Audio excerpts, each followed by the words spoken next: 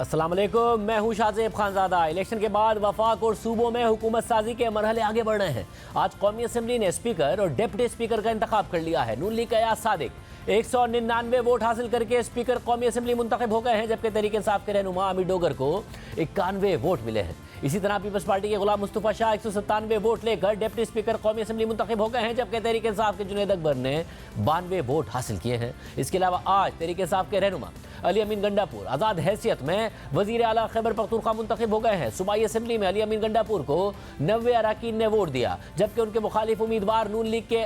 عباد اللہ خان کو 16 ووٹ ملے۔ ساتھ ہی آج پیپلز پارٹی نے وزیر اعلیٰ بلوچستان کے لیے سابق نگراں وزیر داخلہ سرفراز بگٹی کو امیدوار نامزد کر دیا ہے، جنہوں نے الیکشن سے کچھ عرصہ پہلے نگراں وزیر داخلہ کے عہدے سے اچانک استعفیٰ دیا اور پھر اچانک خبریں آئیں کہ وہ نون لیگ میں شامل ہو جائیں گے، مگر بعد میں وہ اچانک ہی پیپلز پارٹی میں شامل ہو گئے اور اب پیپلز پارٹی نے انہیں وزارت اعلیٰ کے لیے اپنا امیدوار نامزد کر دیا ہے اور اب کل صبح 11 بجے بلوچستان اسمبلی وزیر اعلیٰ کا انتخاب کرنے جا رہی ہے۔ لیکن اہم بات یہ ہے کہ سیکرٹری بلوچستان اسمبلی کے مطابق سرفراز بگٹی کے علاوہ کسی دوسرے امیدوار نے وزارت اعلیٰ کے لیے کاغذات نامزدگی جمع نہیں کرائے ہیں، مگر بلا مقابلہ وزیر اعلیٰ نامزد ہونے کے باوجود بھی وزیر اعلیٰ کے لیے کل ہفتے کو ایوان میں رائے شماری ہوگی اور سرفراز بگٹی کو 33 اراکین کی حمایت درکار ہوگی۔ مگر اس سے پہلے آج بھی قومی اسمبلی کا اجلاس ہنگامہ خیز ثابت ہوا۔ آج جب اسپیکر اور ڈپٹی اسپیکر کا انتخاب ہو رہا تھا تو سنی اتحاد کونسل کے اراکین نے مبینہ دھاندلی اور قومی اسمبلی نامکمل ہونے پر سخت احتجاج کیا اور شور شرابہ کرتے رہے، مگر پھر بھی انتخاب میں حصہ لیا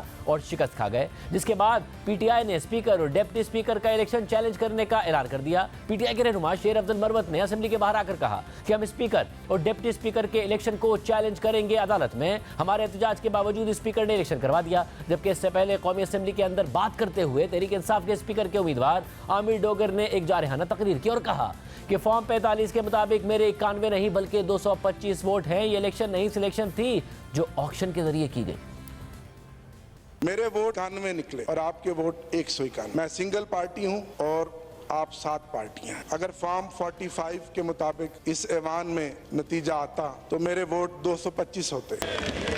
اگر وہ 180 سیٹیں ہوں اور ہماری خصوصی نشستیں ہوں تو آج بھی تحریک انصاف اس ایوان کی سب سے بڑی اکیلی سنگل لارجر پارٹی ہے۔ یہ الیکشن نہیں تھا، یہ سلیکشن تھی اور یہ سلیکشن آکشن کے ذریعے کی جا رہی تھی۔ کل کہنے کا تو یہ تعارفی سیشن تھا، لیکن میرے دوستوں کے چہرے لٹکے ہوئے تھے، سوگوار تھے، رنگ اڑے ہوئے تھے، ضمیر مردہ تھے۔ کل مجھے کہنے دیجئے کہ کل کا یہ سیشن تعزیتی سیشن تھا، یہ تعارفی سیشن نہیں تھا۔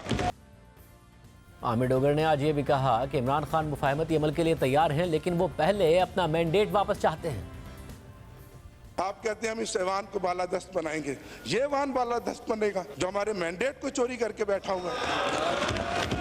ہم تعاون کرنے کے لیے تیار ہیں۔ پہلے جو ہماری سیٹوں پہ ڈاکہ ڈالا گیا وہ مینڈیٹ ہمیں واپس دیا جائے، ہماری خصوصی نشستیں جو 91 ممبران کے ساتھ ہیں وہ واپس دلائی جائیں۔ خاص طور پہ میرا پیغام ہے ان لوگوں کو جو کہتے تھے کہ عمران خان کے نام پہ کانٹا لگ گیا ہے، جو کانٹا لگانے والے آنکھیں کھول کر دیکھیں۔ کل اور آج اس ایوان میں عمران خان کی تصویروں کے ساتھ، نعروں کے ساتھ یہ ایوان گونج رہا ہے، اور اس نے کہا میں اس ملک کی خاطر، اس ملک کے 25 کروڑ عوام کی خاطر ریکنسیلیشن کے لیے تیار ہوں، لیکن سب سے پہلے میرا مینڈیٹ مجھے واپس دیا جائے۔ اس کے علاوہ آج وزیر اعلیٰ خیبر پختونخوا منتخب ہونے کے بعد علی امین گنڈا پور نے بھی ایک جارحانہ خطاب کیا اور مطالبہ کیا کہ عمران خان کو جلد سے جلد رہا کیا جائے۔ انہوں نے مزید کہا کہ اپنے صوبے کو پیغام دے رہا ہوں کہ 9 مئی سے متعلق جس FIR کا ثبوت نہیں ہے وہ 1 ہفتے میں ختم ہونی چاہیے۔ علی امین گنڈا پور نے صوبے سے متعلق دیگر اقدامات کا بھی اعلان کیا۔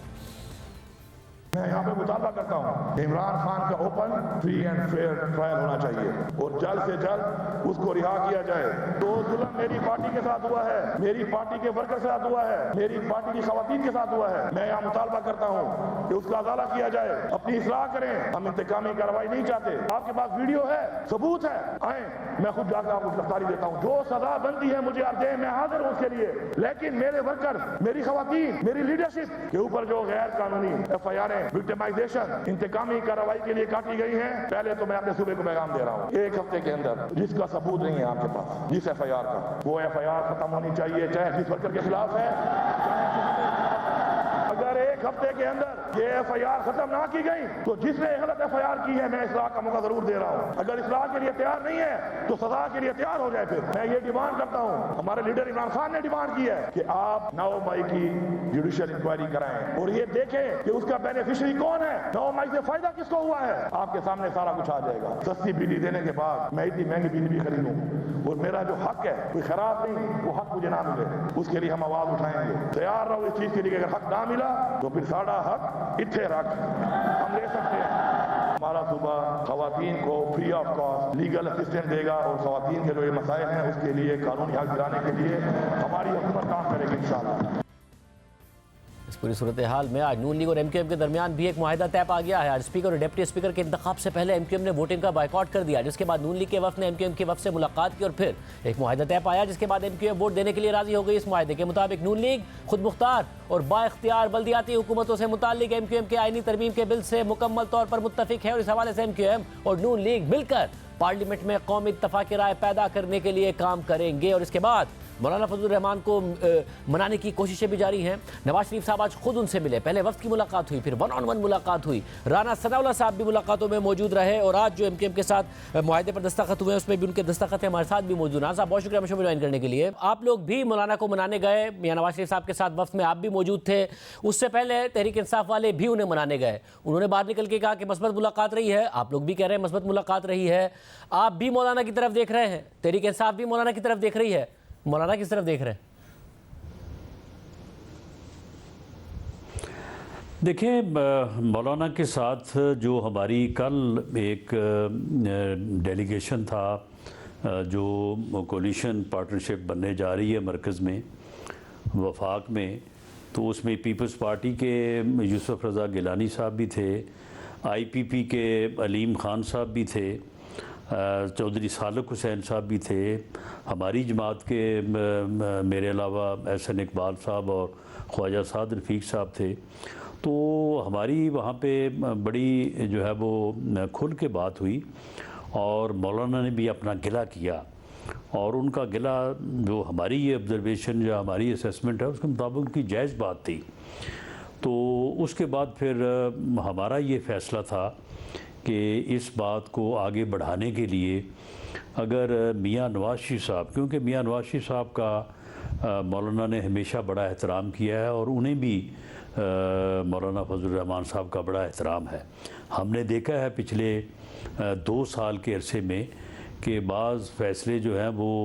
अगर मौलाना ने कोई बात की है तो मियाँ साहब ने उससे इनकार नहीं किया, और अगर मियाँ साहब ने किसी बात पे मौलाना से कोई बात की है तो मौलाना ने भी उसका एहतराम किया है। तो वो फिर आज की मुलाकात जो है वो फिर अरेंज करवाई गई। तो उसमें कुछ बातें तो हमारे सामने हुई हैं जो हम सब लोग साथ थे, लेकिन उसके बाद मियाँ नवाज शरीफ साहब की और मौलाना की 1-to-1 भी तकरीबन कोई 1 घंटे की मुलाकात हुई है। तो उस बारे में उन्होंने अभी कोई बात नहीं की, ना किसी को ब्रीफ किया है। मगर आपके ये इतना आप बता सकते हैं कि मौलाना बात सामने आएगी, इतना आप बता सकते हैं कि जब आपकी उनकी मुलाकात थी, इतना कंफर्म कर सकते हैं कि जब आप लोगों की हुकूमत आने जा रही है तो मौलाना तहरीक इंसाफ के साथ सड़कों पर होंगे या नहीं होंगे?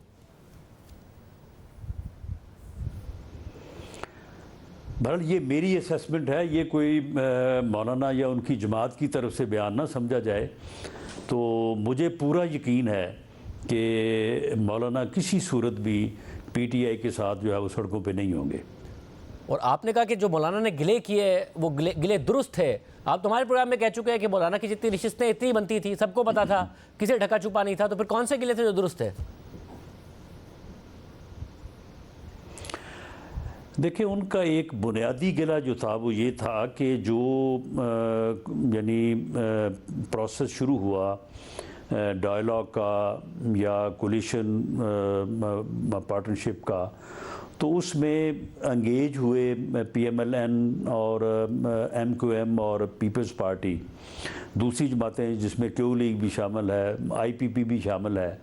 तो उस मरहले पे मौलाना साहब का ये गिला था कि उस मरहले पे JUI को जो है वो शामिल नहीं किया गया। और जब आप एक फ़ैसले पे पहुँचे हैं JUI के बग़ैर, तो फ़ैसले पे पहुँचने के बाद फिर आपको हमारा ख्याल आया और आपने हमारे साथ जो है वो بات شروع کی، جس کو یقیناً ان کا یہ گلہ تھا کہ پھر ہم نے یا ان کی جو مجلس شورا ہے تو انہوں نے اس کو جو ہے وہ ایکسیپٹ نہیں کیا اور ہم نے ایک فیصلہ کیا ہے۔ تو یہ بات اس لحاظ سے درست ہے کہ ایسا تو ہوا ہے کہ جس مرحلے پہ یہ کولیشن پارٹنرز کے درمیان بات چیت شروع ہوئی ہے تو اس مرحلے پہ کو تھوڑا سا اس بارے میں جو ہے وہ کوتاہی ہوئی ہے کہ مولانا کو اسی مرحلے پہ آن بورڈ نہیں کیا گیا۔ یعنی کہ اب آپ یہ کہہ رہے ہیں کیونکہ پھر میاں صاحب کو خود بھی جانا پڑا، کیونکہ آپ نے کہا گلہ درست تھا اس لیے میاں صاحب گئے، پھر میاں صاحب نے ایک ملاقات آپ سب کے سامنے کی، پھر ایک 1 to 1 ان سے ایک طویل ملاقات کی، تو اس بات کے امکانات زیادہ ہیں کہ مولانا فضل الرحمان نون لیگ کی کابینہ میں آ جائیں بجائے اس کے کہ تحریک انصاف کے ساتھ سڑکوں پر آ جائیں۔ کابینہ کی بات تو میں کنفرم نہیں کر سکتا، لیکن یہ ہے کہ یہ پولیٹیکل پارٹنرشپ جو مولانا کے ساتھ یا JUI کے ساتھ PMLN کی ہے، اور ہم نے اکٹھے جو ہے وہ کافی وقت جو ہے وہ گزارا ہے اور ایک دوسرے کا احترام بھی اور ایک دوسروں کے ساتھ مشاورت بھی، تو میرا خیال ہے کہ وہ عمل جو ہے وہ اس کا آغاز آج جس طرح سے ہوا ہے، تو جب وہ ملاقات کے بعد دونوں رہنما ہمارے پاس آئے ہیں، جو باقی سارے دوست بیٹھے تھے، تو ان کے موڈ سے ان کی باتوں سے جو ہے وہ ہمیں بڑا حوصلہ ملا ہے کہ وہ سلسلہ جو ہے وہ اب جاری رہے گا انشاءاللہ۔ اور MQM صرف اس ایک جو میمورنڈم آف انڈرسٹینڈنگ ہے جس کے سیکریٹری آپ بھی ہیں، اس پر مان گئی ہے کہ مل کر اس بات کے لیے کوشش کی جائے گی کہ کانسٹیٹیوشنل امینڈمنٹ ہو اور جو پیسے ہیں وہ براہ راست بلدیاتی حکومتوں کو ملیں NFC سے، یا پھر وزارتیں بھی ان کو دیں گے، گورنرشپ بھی دیں گے سندھ کی۔ دیکھیں شاہ زیب، یہ MQM کا بہت جو ہے یہ ایک بنیادی اور یعنی عوام کے حقوق سے جڑا ہوا جو ہے نا یہ مطالبہ ہے۔ MQM نے یہ بات آج نہیں کی، MQM نے اس وقت بھی یہ بات کی تھی اور اس معاہدے میں بھی یہ بات شامل تھی جب ووٹ آف نو کانفیڈنس ہوا تھا، اور اس معاہدے کے ہمارے علاوہ JUI بھی اور پیپلز پارٹی بھی سگنیٹری ہے۔ معاملہ بڑا سیدھا سا ہے کہ آبادی کی بنیاد پہ اور کچھ چھوٹی ریزنز اور بھی ہیں، لیکن مین بنیاد جو ہے وہ پاپولیشن ہے، اس کی بنیاد کے اوپر جو ہے وہ فائنانس جو ہے وہ جو بھی یعنی ملکی لیول پہ جو پیسہ اکٹھا ہوتا ہے، جو ٹیکسیشن ہوتی ہے، باقی سورسز ہیں، وہ تقسیم ہوتا ہے پورے ملک میں صوبوں میں۔ اب صوبوں میں جا کے آگے پھر صوبہ جو ہے اس کی آبادی کو کسی ایک ضلع یا شہر میں تو نہیں ہے، پورے صوبے میں بکھری ہوئی ہے، لیکن وہاں پہ جا کے ہوتا یہ ہے کہ چیف منسٹر جو ہے وہ جو ہے وہ جس ضلع سے ہو، جس علاقے سے ہو، وہاں پہ فنڈز کی تقسیم یا فنڈز کی جو ہے وہ خرچ کسی اور طرح سے ہوتا ہے، جو باقی دور دراز علاقے ہیں وہاں پہ اور طرح سے ہوتا ہے۔ ایون جو منسٹرز ہوتے ہیں جن حلقوں سے، اس میں اور دوسرے حلقوں کے درمیان جو ہے وہ ڈفرنس ہوتا ہے، اور یہ بہت بڑی میں سمجھتا ہوں کہ ناانصافی ہے۔ تو اس ناانصافی کو دور کرنے کے لیے MQM یہ چاہتا ہے یا ان کا یہ مطالبہ ہے، جس کو ہم بھی جائز سمجھتے ہیں، کہ کوئی ایسا انتظام ہونا چاہیے، وہ کانسٹیٹیوشنل امینڈمنٹ اور اس کے بعد کوئی لیگل نام ہے کوئی، کہ کم از کم جو ہے وہ ایک اس فنڈ کا ایک بڑا حصہ جو ہے، ٹھیک ہے صوبائی حکومت بھی خرچ کرے، چیف منسٹر کی بھی ڈسکریشن ہونی چاہیے، باقی بھی معاملات ہونے چاہیے، لیکن اس کا ایک بڑا حصہ جو ہے وہ بالکل اسٹیٹ وے جو ہے وہ ہر جگہ پہ پہنچے اور تمام علاقے جو ہیں اس سے مستفید ہوں۔ کیونکہ آپ کو اتنا مناسب مطالبہ لگ رہا ہے جو ہے یہ اس وقت بھی معاہدہ ہوا تھا، آج بھی ہوا ہے، اور ہم پوری نیت سے، خلوص نیت سے ہم سمجھتے ہیں کہ اس کے لیے کوشش کی جانی چاہیے، اور یہ امینڈمنٹ اگر ہو جائے تو یہ بہت بہتر ہوگی۔ MQM تو اس لیے کہہ رہی ہے کہ انہیں لگتا ہے کہ پیپلز پارٹی نہیں مانے گی، کیونکہ پیپلز پارٹی کی سندھ میں حکومت ہے اور وہ انہی کے سے کہتے رہے مسلسل کہ جی بلدیاتی نمائندوں کو اختیارات دیں، مگر اب تو پنجاب میں آپ کی حکومت ہے اور وزیر اعلیٰ بھی کوئی اور نہیں، مریم نواز صاحبہ ہیں، وہ مان جائیں گے اس کام کے لیے؟ دیکھیں جائز بات ہے، ماننا چاہیے، پیپلز پارٹی کو بھی ماننا چاہیے۔ PMLN نے تو آج جو دستخط ہم نے کیے ہیں آن بیہاف آف لیڈرشپ کیے ہیں، محترم قائد سے اور پارٹی پریزیڈنٹ سے پوچھ کے کیے ہیں،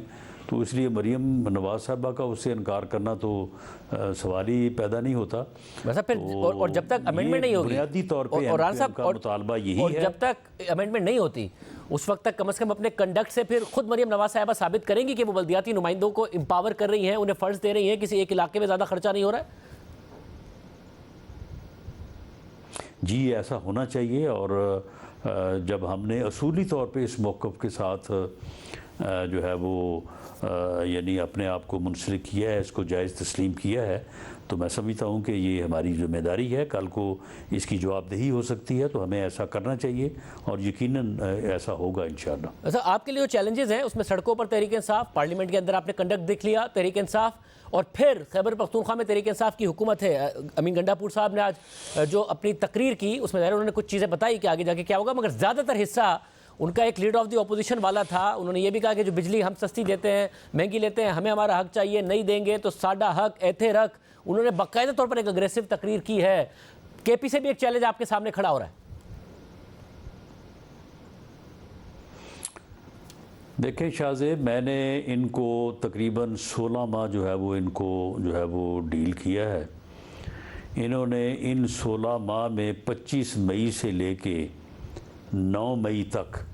انہوں نے ہر روز کوئی نہ کوئی کام کیا ہے, ہر روز کوئی نہ کوئی اگریشن کیا ہے. ان کی جو ہے وہ ایجیٹیشنل پاور کتنی ہے یہ بھی ہمیں بالکل پوری طرح سے معلوم ہے, پوری طرح سے گیج کی ہوئی ہے. اور باقی معاملہ یہ ہے کہ یہ اسی طرح کے کام کرتے ہیں, یہی ان کی جو ہے وہ ٹریننگ ہے. یہ انہوں نے 16 ماہ میں بھی بڑی غلطیاں کی ہیں. اب بھی مجھے لگتا یہ ہے کہ جو انہیں تھوڑی سی پذیرائی ملی ہے, جو وکٹم کارڈ جو ہے وہ ان کا آ کے آخری ہفتے میں اور کچھ پہلے بھی چارج ہوا ہے, اور اس کی وجہ سے ان کو ہمدردی ملی ہے. کچھ مہنگائی جو قدرتی طور پہ تھی اور وہ ہمارے کھاتے میں پڑی ہے, ہم نے کوشش تو کی ہے لوگوں کو سمجھانے کی کہ یہ ہمارا قصور نہیں ہے, لیکن بہرحال زیادہ لوگ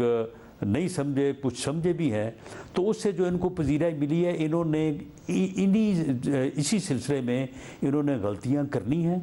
اور یہ وہ غلطیاں کریں گے, اور اس کے نتیجے میں یہ جو تھوڑی بہت پذیرائی ملی ہے یہ بھی جاتی رہے گی, اور یہ بالکل آ جائیں گے اپنے صحیح ٹھکانے کے اوپر جہاں پہ ان کو آنا چاہیے. مگر ابھی تک تو انہیں فائدہ ہی ہوا ہے, اور آپ کے لیے تو چیلنج ہی ہوگا نا, آپ حکومت کیسے کریں گے سڑکوں پر, پارلیمنٹ کے اندر, پھر خیبر پختونخوا سے چیلنج جہاں پر پہلے ہی دہشت گردی کا چیلنج موجود ہے جس کو انہوں نے اپنا سب سے ٹاپ مسئلہ بھی قرار دیا امین گنڈاپور صاحب نے. آپ کیسے حکومت کر پائیں گے مرکز میں؟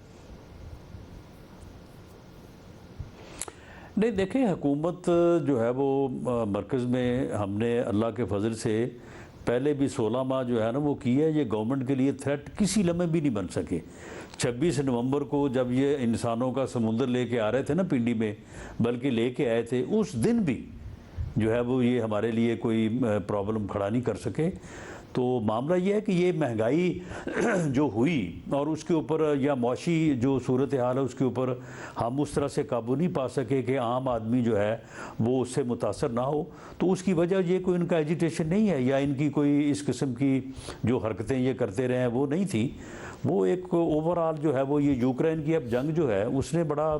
جو ہے وہ اس معاملے میں کنٹریبیوٹ کیا. تو اب وہ تو جو ہے وہ ان کی حرکتوں کی وجہ سے تو شروع نہیں ہوئی, یا اس میں کوئی ہمارا قصور نہیں تھا, لیکن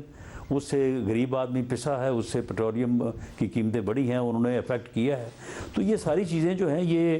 انشاءاللہ تعالیٰ گورنمنٹ جو ہے وہ ملک کو اس صورتحال سے, اس دلدل سے نکالنے کے لیے بڑا ایک افیکٹو رول ادا کرے گی. اور اگر ہم نکال پائیں گے, جو کہ انشاءاللہ نکال پائیں گے, تو اس کا کریڈٹ جو ہے وہ لوگ ہمیں دیں گے ضرور. ویسے یہ بتائیے گا, governor Sindh M Q M کا ہوگا یا آپ اپنا لانے جا رہے ہیں؟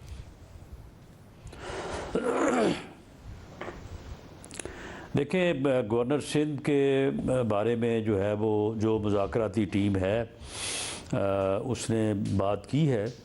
اور اس میں ایم کیو ایم کا بالکل یہ ان کی خواہش ہے کہ جو آلریڈی ان کا گورنر ہے وہ کنٹینیو کرے. لیکن اس بارے میں کوئی ابھی بات فائنل نہیں ہوئی. جو منسٹریز ہیں وہ بھی,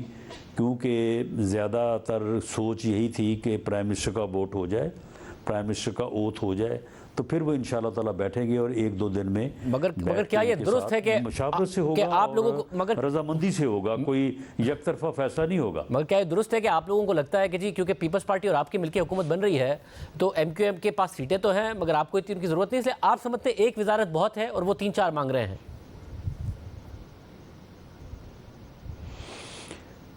نہیں دیکھیں، ہم ہر قیمت پہ جو ہے وہ ایم کیو ایم کو ساتھ لے کے چلنا چاہتے ہیں۔ آج ہم نے جو ان کے ساتھ معاہدہ کیا ہے وہ اس بات کی جو ہے وہ یعنی ثبوت ہے کہ ہم ان کو ساتھ لے کے چلنا چاہتے ہیں۔ ان کا بھی ویسے بنیادی طور پہ مطالبہ یہی تھا، اگر یہ کانسٹیٹیوشنل امینڈمنٹ ہو جائے جو کہ ہونی چاہیے، جائز بات ہے، تو وہ اپنے باقی سارے مطالبوں سے پیچھے ہٹنے کو بھی تیار ہے، لیکن اس میں ابھی ٹائم لگے گا، تو اس لیے ایم کیو ایم کو ہم ساتھ لے کے چلنا چاہتے ہیں، انشاءاللہ وہ ساتھ ان کو لے کے چلیں گے۔ وزارت والا جواب نہیں دیا، وہ زیادہ مانگ رہے ہیں، آپ کم دینا چاہ رہے ہیں؟ نہیں دیکھیں، مانگنے میں اور دینے میں تو فرق ہوتا ہی ہے نا، کوئی اگر 2-3 مانگے تو 1-1.5 مل جائے تو بات تو پھر یعنی یہ کوئی فرق تو نہ ہوا۔ آپ نے 2 تو میرا خیال ان کے پاس پہلے بھی تھی شاید، 4 مانگے 2 دے دیں تو زیادہ فرق نہیں ہوا، آپ کہہ رہے ہیں کوئی ہو جائے گا کام؟ نہیں یعنی 3 کا 2 کا کوئی اتنا زیادہ فرق نہیں ہے۔ صاحب آپ نے جواب دے دیا، بہت شکریہ رانا ثناء اللہ صاحب ہمارے ساتھ موجود تھے۔ تحریک انصاف کا موقف معلوم کریں گے کہ مولانا فضل الرحمان کے حوالے سے اب نون لیگ کانفیڈنٹ ہو رہی ہے تو وہ کتنے کانفیڈنٹ ہے، کیونکہ وہ بھی بڑی مثبت ملاقات کر کے آئے تھے۔ ایک بریک کے بعد تحریک انصاف کی طرف سے عامر ڈوگر نے اسپیکر کا انتخاب لڑا، اس کے بعد جارحانہ تقریر کی جو بریک سے پہلے ہم نے آپ کو دکھائی بھی۔ عامر ڈوگر صاحب اس وقت ہمارے ساتھ موجود۔ عامر ڈوگر صاحب بہت شکریہ ہمیں شو میں جوائن کرنے کے لیے۔ آج اسپیکر کا انتخاب تھا، جیتے ایاز صادق صاحب، اگر آپ نے ایک تقریر کی، آپ نے کہا آپ کے 91 نہیں 225 ممبر بنتے ہیں فارم 45 کے مطابق۔ 2 باتیں آپ نے کی، ایک بات آپ نے یہ کی کہ وہ لوگ جو کہتے تھے کہ ہم نے عمران خان پر کانٹا لگا دیا، وہ دیکھ لیں کہ یہ ایوان عمران خان کے نعروں سے گونج رہا ہے، اور دوسری بات آپ نے یہ کی کہ عمران خان مفاہمت کے لیے تیار ہے مگر وہ کہتا ہے کہ میرا مینڈیٹ واپس دو۔ یہ تانا اور یہ مطالبہ کیا دونوں ایک ہی طرف تھے؟ جی یقیناً، میں نے ساتھ ایک اور بات بھی کہی کہ ہم بچپن میں سنتے تھے کہ اس ملک میں ووٹ ڈالنے والوں سے زیادہ ووٹ گننے والے اہم ہیں، تو گویا یہ 8 اور 9 فروری کو جو 2 دن الیکشن ہوئے اور سلیکشن ہوئے اس میں یہ فیصلہ ہو گیا، تو ہم ملک کو کہاں لے کر جا رہے ہیں؟ ویسا پھر یہ جو تیسری بات ہے، 50 ارب روپیہ، یہ پہلا تانا، دوسرا مطالبہ اور تیسرا تانا، یہ تینوں ایک ہی طرف ہے، ایک ہی سمت ہے ان کی؟ نہیں، بات دیکھیں ہم تو ایک پولیٹیکل ورکر ہیں، پولیٹیکل فورس ہیں، نہ کوئی ہم ٹارزن ہیں نہ کوئی جہادی ہیں، ہم تو اسی جمہوریت کے ہی اس عمل اور اسی اسمبلی اور انہی ووٹ کی طاقت کے ذریعے آگے بڑھنا چاہتے ہیں، اسی ووٹ کی طاقت کے ذریعے سے آگے بڑھنا چاہتے ہیں، اور ہم چاہتے ہیں کہ ہمارا مینڈیٹ تسلیم کریں، ہماری سیٹیں ہمیں واپس دلوائیں، اور پھر اس ملک کی خاطر، اس رول آف لا کی خاطر، اس ملک کے عوام کی خاطر اگر ہم بیچ میں بیٹھیں گے، معاشی استحکام اسی وقت آئے گا جب سیاسی استحکام آئے گا۔ میں تو 2 دن سے شاہزیب بھائی دیکھ رہا ہوں، پولرائزیشن بڑھ گئی ہے، انارکی بڑھ گئی ہے، سیاسی عدم استحکام بڑھ گیا ہے۔ اگر یہ چیز اسی طرح بڑھانی تھی تو اس کا نقصان کس کو ہوا؟ عمران خان تو آج ڈٹ کر کھڑا ہے، جس بھونڈے انداز سے آپ نے تمام قانونی ضابطوں کو، آپ نے تمام تقاضوں کو بالائے طاق رکھ کر سزاؤں پہ سزائیں دیں، لیکن اللہ کی ذات کو کچھ اور منظور ہے۔ میں سمجھتا ہوں 8 فروری کو جو خاموش انقلاب آیا ہے، اس سے ثابت ہو گیا کہ قدرت عمران خان پر مہربان ہے۔ اور پھر یہ جو مطالبہ ہے، پھر لگانے والی بات آپ نے کہی، جی مکمل کیجئے گا، جی آپ کانٹے والی بات جو کریں مکمل کیجئے گا۔ جی، اور جو کانٹا لگانے والی بات جو کہتے تھے، دیکھیں حاکمیت اللہ کی ہے اور فیصلہ عوام نے کرنا ہے۔ آج بھی وقت ہے کہ جمہور کی آواز کو مانو، اس مینڈیٹ کو تسلیم کرو، اس ووٹ کو تسلیم کرو، اور جو ووٹ کو عزت دینے والے لوگ تھے منہ لٹکائے بیٹھے اسمبلیوں میں، صاحب اس کا پھر آج یہ راستہ ایوان ڈاکٹر صاحب بے اس کا توقیر راستہ ہو گئے کیسے ہیں۔ نکلے گا؟ کیونکہ ظاہر ہے اب اس وقت صورتحال یہ ہے کہ ایک طرف آپ ہیں جس میں آپ کو 91 ووٹ پڑے، مگر آپ کا دعویٰ یہ کہ 225 ہمیں ووٹ پڑے ہیں، اور یہ بات بھی درست ہے۔ اب بار بار اس پروگرام میں کہہ رہے ہیں کہ فارم 47 کے ذریعے اگر فیصلہ ہونے لگے تو الیکشن بے معنی ہو جائیں گے، فارم 45 کے تحت فیصلہ ہو، یہ پراپر آڈٹ ہو، یہ مطالبہ بھی آپ کا درست ہے۔ بڑھا آگے کیسے جائے اگر آپ کا یہ مطالبہ نہیں پورا ہوتا ہے؟ آپ سڑکوں پر بھی ہفتے کو آنے جا رہے ہیں، کیا راستہ کیا ہے؟ جب عمران خان صاحب سے آپ کی ملاقات ہوئی، انہوں نے کہا میں ریکنسیلیشن کے لیے تیار ہوں، مگر میرا مینڈیٹ کس طرح ہو، یہ معاملہ کس طرح ہو؟ دیکھیں اگر آپ نے جمہوریت رکھنی ہے، اس پروسیس کو رکھنا ہے، تو یہ اس کا راستہ یہ ہوگا کہ 8 فروری کو عوام نے جو ووٹ کی طاقت دی ہے، وہ عوام کے ووٹ کی طاقت کنجی بنے اس اڈیالہ جیل کے تالے کی جو لگا ہوا ہے اس جیل کے دروازے پر، وہ دروازہ کھلے، عمران خان کی رہائی ہو، ہمارے سیاسی جو باقی خواتین و حضرات قید و بند کی صحبتیں آج 10واں مہینہ ہو گیا جو کاٹ رہے ہیں، ان کی رہائی ہو، اور اس کے بعد یہ ملک آگے چلے۔ میں اس بات کو بھی ماننے کے لیے تیار ہوں کہ جتنے اس ملک کے مسائل ہیں، اور بالخصوص 16 مہینوں میں جو پی ڈی ایم کی حکومت نے عوام کو جس چکی کے نیچے پیسا ہے، یہ شاید تنہا کوئی ایک بندہ یا کوئی ایک پارٹی نہ ملک کو اس طرح سے آگے لے کر جا سکے، لیکن آپ کسی کو اگر دیوار پہ لگا دیں گے، بلہ چھین لیں گے، نشان اس سے چھین لیں گے، کیمپین نہیں کرنے دیں گے، جھنڈا نہیں لگانے دیں گے، ریلی نہیں کرنے دیں گے، جلسہ نہیں کرنے دیں گے، اور پھر بھی اگر 93 94 95 قومی اسمبلی کی سیٹیں آ جائیں اور پھر بھی آپ کا پیٹ نہ بھرے، آپ خصوصی نشستیں بھی نہ دیں۔ آج بڑے بڑے جمہوریت کے دعوے دار لوگ اس ایوان میں بیٹھے تھے اور بڑا دعویٰ کرتے ہیں بڑے بڑے لوگ، یعنی کہ شرم نہیں آتی ان کو، کوئی حیا نہیں ہے کہ 2 دن پہلے یہ الیکشن کمیشن میں کس منہ سے پہنچ گئے کہ جو سیٹیں 91 92 ہمارے ممبران نے ایس آئی سی کی ایفیلیشن کے ساتھ بنائی ہیں، وہ سیٹیں الوکیٹ ہی ہیں ہماری، ہمیں آج ملے، کل ملے، یہاں سے ملے یا عدالت اوپر والی سے ملے، کوئی شرم ہی نہیں ہے، کوئی پیٹ ہی نہیں بھر رہا۔ جو ایک بات آپ نے ایک اور کی، آپ نے کہا کہ یہ جو مینڈیٹ ہے کنجی بنے۔ اب ظاہر ہے ڈیو پروسیس پر بہت زیادہ سوالات اٹھے، جس طریقے سے عمران خان صاحب کو 1 ہفتے کے اندر 3 سزائیں دی گئی، انہوں نے ہائی کورٹ میں چیلنج کر دی ہیں سزائیں، ہائی کورٹ سے ریلیف ملنے کی بھی توقع تحریک انصاف کر رہی ہے، تو آپ کیا کہہ رہے ہیں کہ ویسے ہی سب چیزیں ریورس کی جائیں اور فوری طور پر معاملات بحال کیے جائیں؟ جی شادیب صاحب دیکھیں، سب سے پہلے تو اس پولیٹیکل ٹمپریچر کو ڈاؤن کیا جائے۔ الیکشن ہو گیا، پوری قوم انتظار کر رہی تھی، لیکن پوری قوم مایوس ہے۔ جب الیکشن ماضی میں ہوا کرتے تھے نا، لوگوں میں 2 4 5 دن، مہینہ 15 دن بڑا جوش و خروش ہوتا تھا، ایک امید بنتی تھی لوگوں کی، ایک لوگوں میں ایک ترنگ پیدا ہوتی تھی۔ لوگوں کے چہرے اور زیادہ مایوس ہو گئے ہیں، کوئی خوشی نہیں ہے،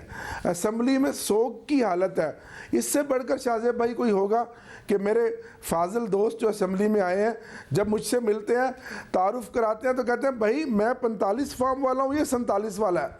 میں 45 والا ہوں، یہ 47 والا ہے۔ 45 اور 47 فارم کی واضح تفریق ہے،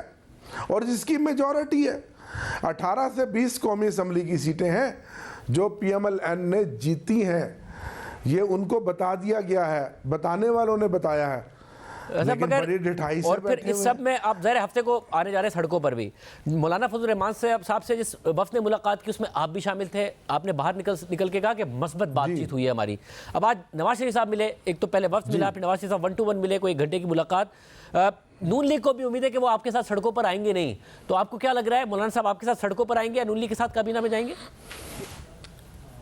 دیکھیں عمران خان صاحب کا اور مولانا فضل الرحمان کے درمیان میں ایک پہاڑ ہے جو 15-16 سالوں میں کھڑا ہوا ہے، وقت لگے گا، لیکن ایک اصولی موقف ہے ہمارا اور مولانا فضل الرحمان صاحب کا کہ جو یہ اسمبلی ہے یہ جعلی اسمبلی ہے، اس اسمبلی کی مجھے کوئی مستقبل نظر نہیں آ رہا۔ اس سے زیادہ کبھی ہوگی کہ وہ جو پرائم منسٹر کی کرسی ہے اس پہ کوئی بیٹھنے کے لیے تیار نہیں ہے۔ آپ کو خود پتہ ہے کہ 7 جماعتوں کو کس طرح بٹھایا گیا۔ دوسرا دن ہے ایک بڑی تیسری جو جماعت ہے، ان کے چہرے لٹکے ہوئے ایم کیو ایم والوں کے، आप देखें तो सही, बॉडी लैंग्वेज तो चेक करें भाई। हमें आपने मार लिया, पीट लिया, जेल में डाल दिया, कारोबार बंद कर दिए, आज भी सैकड़ों कारकुन हमारे गिरफ्तार है, खवातीन हमारी पकड़ ली, कोई बात नहीं। और मुल्क को तो आगे चलाओ, इस मुल्क को तो आगे बढ़ाओ। इस मुल्क में सिर्फ इमरान खान या आमिर डोगर तो नहीं है, 25 करोड़ अवाम तो है। वैसे बहुत फिर मौलाना से मिलने के बाद आपको ये उम्मीद है कि मौलाना आपके साथ खड़े होंगे या उम्मीद कम ही है आपको? शादेब भाई ज़रूर। आपको मैं एक थोड़ी सी एक तारीखी बात बताऊं कि 2002 में इमरान खान साहब ने मौलाना फजलुर रहमान को वोट दिया था। अकेला वोट था इमरान खान साहब, और शाह महमूद कुरैशी के खिलाफ दिया था, और जमाली साहब जीत गए थे। और ये तो ताना पड़ता था आज तक आप लोगों को, जब मौलाना के खिलाफ बात करते थे उस ताने को क्रेडिट बना दिया आज आपने। जी, अकेला वोट था, तो इसलिए टाइम लगेगा हमारा उनके साथ, मेंगल साहब के साथ, अचकजई के साथ हम एक सिलसिला बना रहे हैं कि हम एक अलायंस बनाएं और जो लाइक माइंडेड जमातें हैं वो इकट्ठी खड़ी हों रूल ऑफ लॉ के लिए, मईशत की बहाली के लिए, महंगाई और बेरोज़गारी के ख़ात्मे के लिए, और इस मुल्क में मजबूत जमहूरियत के लिए। ये जमहूरियत नहीं कि जमहूरियत के नाम पे जो 8 फरवरी को फ्रॉड किया गया, जो ड्रामा रचाया गया, ये नहीं। बहुत शुक्रिया, आपने गुफ्तगू सुनी। आमिर डोगर साहब अभी भी उम्मीद कर रहे हैं कि मौलाना के साथ भी बात आगे बढ़ सकती है। एक पहाड़ ज़रूर है इमरान खान और मौलाना फजलुर रहमान के दरमियान, एक और अहम डेवलपमेंट हुई, आज उस पर बात करेंगे एक ब्रेक के बाद। इस्लामाबाद हाई कोर्ट के जस्टिस बाबर सत्तार ने तहरीक इंसाफ की रहनुमा शानदाना गुलजार और शहरियार आफरीदी के खिलाफ अदालती अहकामात की खिलाफ वर्जी करते हुए एमपी ऑर्डर जारी करने पर deputy commissioner Islamabad, SSP operations और एसएचओ को तौहीन अदालत का मुर्तकिब करार दे दिया है। डिप्टी कमिश्नर को 6 माह कैद, एसएसपी को 4 माह कैद और एसएचओ को 2 माह कैद की सजा सुनाई गई है। जस्टिस बाबर सत्तार के फैसले के मुताबिक शफाफियत के तयशुदा उसूलों के पेश नज़र जहां इख्तियार ज़्यादा होता है वहां जिम्मेदारी भी उस हिसाब से बढ़ जाती है। अदालत यह करार देती है कि deputy commissioner Irfan Nawaz Memon, SSP Malik Jameel Zafar और एसएचओ नासिर मंजूर तौहीन अदालत के मुर्तकिब हुए हैं। इसलिए डिप्टी कमिश्नर को 6 माह कैद और 1 लाख रुपए जुर्माने की सजा सुनाई जाती है। एसएसपी को 4 माह कैद और 1 लाख रुपए जुर्माने की सजा सुनाई जाती है। एसएचओ को 2 माह कैद और 1 लाख रुपए जुर्माने की सजा सुनाई जाती है। और तीनों अफराद अडियाला जेल में अपनी सजा पूरी करेंगे। जस्टिस बाबर सत्तार के फैसले के मुताबिक सजा पाने वाले तीनों अफराद के पास इस अदालत के डिविजनल बेंच के सामने फैसले के खिलाफ अपील का हक मौजूद है। और क्योंकि सुनाई गई सजा मुख्तसर है और सजा पाने वाले अफराद का बैरून मुल्क फरार होने का खतरा भी नहीं है क्योंकि वो अवामी ओहदेदार हैं, इसलिए दी गई सजा को 30 दिन तक मुअत्तिल रखा जाता है ताकि ये अफराद अपील का हक इस्तेमाल कर सकें। और सजा मुअत्तिल करते हुए अदालत ने इस बात को भी मद्देनजर रखा है कि तीनों अफराद अवामी ओहदेदार हैं और उनका अचानक अपने ओहदों से हट जाना अवामी सहूलत को मुतासिर कर सकता है। लेकिन अगर अपील का हक हासिल नहीं किया गया या अपील में सज़ा मुअत्तिल नहीं हुई तो तीनों अफराद को 30 दिन मुकम्मल हो जाने पर तहवील में लिया जाएगा। जस्टिस बाबर सत्तार के फैसले के मुताबिक और जो रकम इन अफराद पर जुर्माने के तौर पर आयद की गई है वो उन तमाम लोगों को बराबरी के हिसाब से अदा की जाएगी जिनके खिलाफ मई 2023 से लेकर सितंबर 2023 के दौरान एमपीओ के ऑर्डर्स जारी किए गए, मां सिवाय उन लोगों के जिनके खिलाफ फिरका वाराना तशद्दुद की बुनियाद पर ऑर्डर्स जारी किए गए हैं। जस्टिस बाबर सत्तार के फैसले के मुताबिक